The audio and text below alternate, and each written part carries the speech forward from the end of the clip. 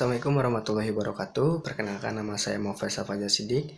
Saya dari Fakultas Ilmu Hukum Universitas Surya Kencana. Di sini saya akan menjelaskan tentang pembaharuan KUHP yang mana telah disampaikan oleh Ibu Profesor Dr. Hajah Heni Nuraini SMH dan dibantu oleh asisten dosennya yaitu Bapak Dr. M. Rendi Arihadahayandi SMH.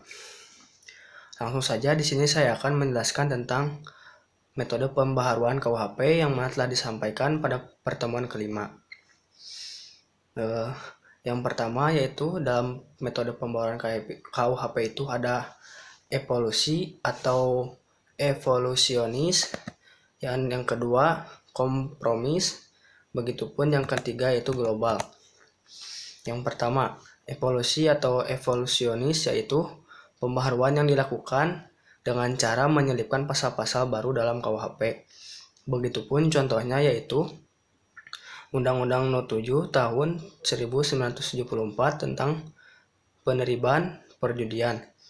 Mengubah pasal 542 dalam buku 3 KUHP menjadi pasal 303 bis dalam buku 2 KUHP, sehingga konsekuensinya dengan berlakunya Undang-Undang No. 7 Tahun 1974, maka semua macam bentuk tindak pidana perjudian adalah merupakan tindak pidana kejahatan karena diatur dalam buku 2 KUHP dan sanksi pidananya menjadi dinaikkan atau diperberat karena merupakan kejahatan.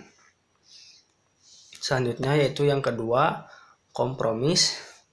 Kompromis yaitu pembaharuan yang dilakukan dengan cara menambah atau menyelipkan bab baru dalam KUHP.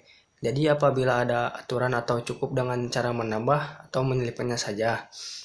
Misalnya seperti Undang-Undang No. 4 Tahun 1976 tentang sarana dan prasarana penerbangan. Melalui undang-undang ini menambah baru dalam KUHP yaitu bab dalam buku 2 pasal 479A sampai dengan 479R. Pasal yang penting untuk diingat adalah pasal 479J KUHP yaitu dalam penerbangan menganut arti yang sempit jika dibandingkan dengan pasal 385 KUHP dalam pembajakan pesawat udara yang mengandung arti yang luas.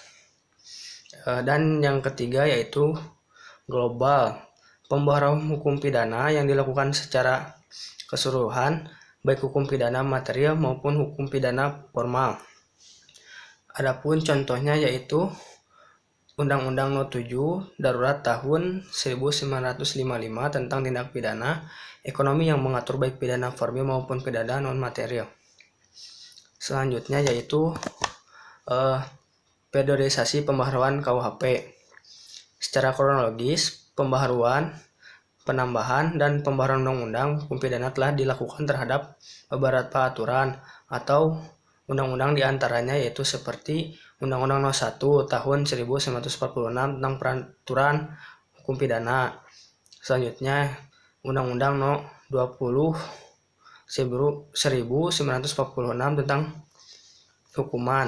Adapun selanjutnya tentang periodisasi pembaharuan KUHP, yang mana secara kronologisnya perubahan, penambahan, dan pembaharuan undang-undang hukum pidana telah dilakukan terhadap beberapa peraturan atau undang-undang diantaranya yaitu pada Undang-Undang Nomor 1 Tahun 1946 tentang peraturan hukum pidana.